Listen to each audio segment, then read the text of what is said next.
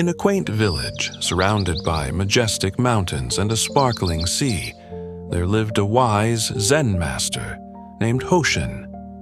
He was known throughout the land for his profound understanding of the mind and its intricate workings. People traveled from far and wide, seeking his wisdom in hopes of finding peace and enlightenment.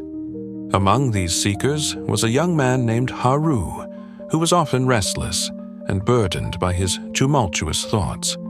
His mind raced like a wild horse, leading him to feel anxious, overwhelmed, and lost. One day, determined to find solace, Haru set out to meet Master Hoshin. Upon reaching the village, Haru spotted the master sitting peacefully under a magnificent cherry blossom tree, its delicate petals dancing in the gentle breeze. With a deep bow, he approached Hoshin.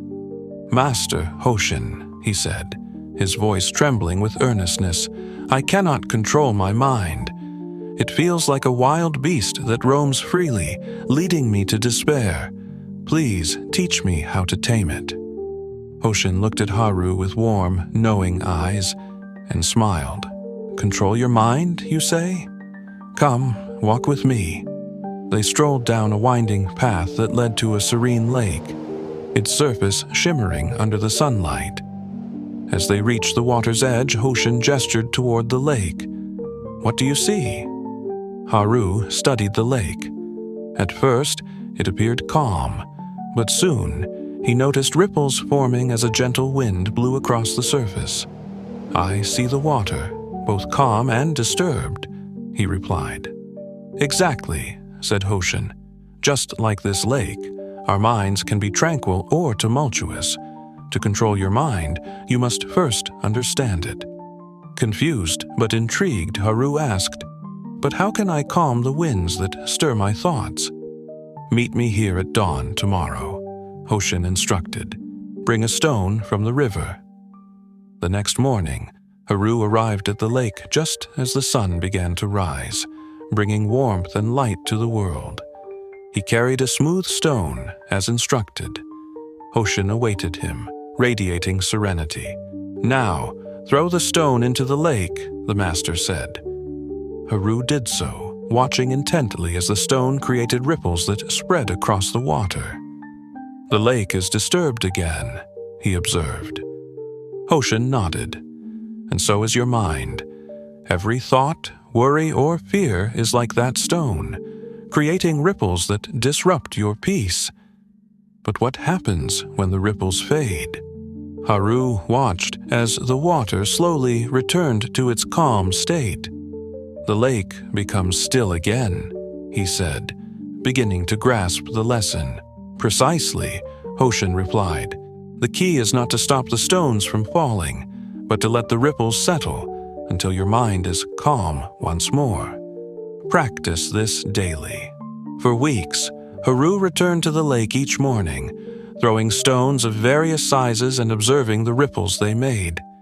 He began to recognize the patterns of his thoughts, realizing how they affected his peace of mind. Some days, the stones were small worries, while other days, they represented larger fears. But instead of feeling overwhelmed, Haru learned to accept each stone, understanding that it was natural for thoughts to arise and fall away. One day, while sitting by the lake, Haru noticed a fisherman casting his net into the water. Curious, he approached the man. "How do you catch fish in such a disturbed sea?" he asked. The fisherman smiled, his face weathered by the sun and sea. "Patience, young one. The fish are always there, but you must wait for the water to calm before you can see them." Haru realized that the fisherman's words echoed his own journey. Just as the fisherman waited for the lake to settle, he too was learning to wait for his mind to find peace before seeking clarity and understanding. Inspired, Haru returned to Hoshin the next morning. "Master, I understand now. It's not about controlling my thoughts, but allowing them to come and go like ripples in the lake." Hoshin smiled, pleased. "You are beginning to see, Haru. Mastery of the mind is about observation and acceptance. When you learn to observe your thoughts without attachment, you cultivate a sense of inner peace. As the weeks turned into months, Haru practiced diligently. He spent his mornings by the lake, throwing stones and allowing the ripples to settle. He began to meditate, focusing on his breath, and soon found that his thoughts became less overwhelming. Instead of feeling lost in a storm of emotions, he learned to sit quietly, letting the waves of his mind ebb and flow. One day, a fierce storm swept through the village, howling winds rattling the windows and sending rain pouring down. Villagers scurried about, seeking shelter. However, Haru remained calm in his home, remembering the lessons of the lake.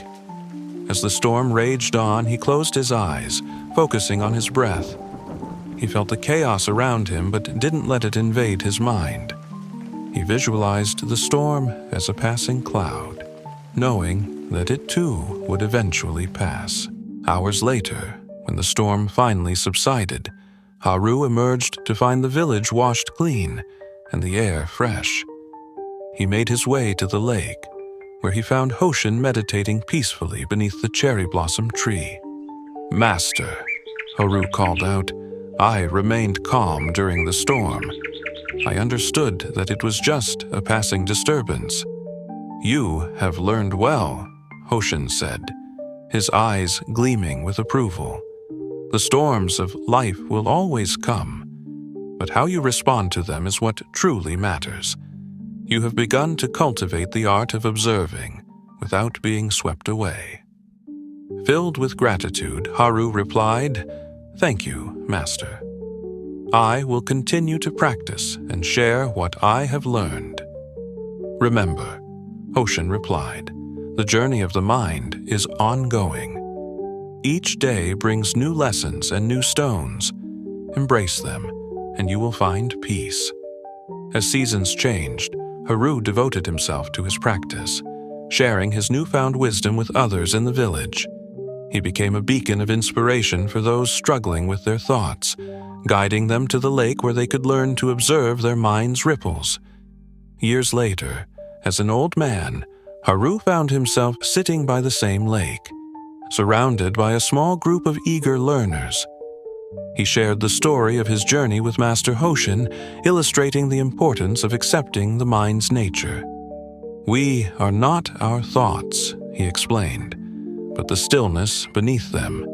Embrace your mind and find the peace that lies within." And so, the legacy of Hoshin and Haru continued, a timeless reminder that in the dance of thoughts and emotions, control is not about suppression, but about gentle acceptance and understanding. The lake remained a sanctuary for those seeking solace, a place where the winds of the mind could blow, yet peace would always return. In the heart of the village, beneath the blooming cherry blossoms, the teachings of the wandering mind echoed through generations, reminding all who listened that the path to mastery lay not in control, but in the art of letting go.